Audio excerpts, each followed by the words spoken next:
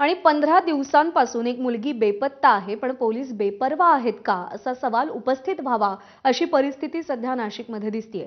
17 वर्षांच्या बेपत्ता मुलीचं नेमकं काय झालं?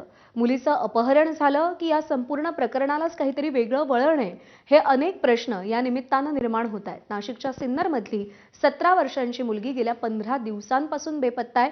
पोलीस दखल घेत नसल्यानं मुलीच्या आईनं आमदार संग्राम जगताप यांची भेट दिलेली आहे। तपासासंदर्भात सिन्नर पोलिसांनी उडवाउडवीची उत्तरं दिल्याचा दावा केला जातोय, तर लव्ह जिहादचा हा प्रकार असल्याचा आरोप आमदार संग्राम जगताप यांनी केलेला आहे।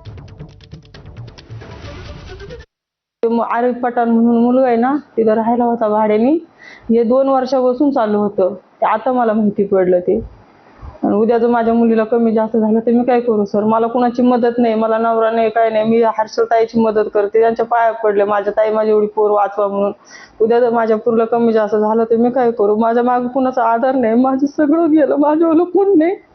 माझ्यावर सोन्यासारखं लेकरू 15 दिवसापासून नाही सर। आरिफ पठाण पुण्याच्या तिकडे नाही का ते गाव आहे, तिकडे पोलिसाकडे गेलते, ते म्हणते असं म्हणा येईन पोर, तुम्ही असं समजा येईन, विषय सोडून दिला आणि तुम्ही असं राहिलं तर मग ती पोर येणार नाही, असं समजा एकदम हिमडी राहतो मी, असं सांगते मला ते। कोणत्या पोलीस स्टेशनला दाखल केलंय? सिन्नर पोलीस स्टेशनला। म्हणून आमची मागणी हीच आहे की यालाच लव्ह जिहाद म्हणतात। हे बारकाईने आपण विचार केला गेला पाहिजे।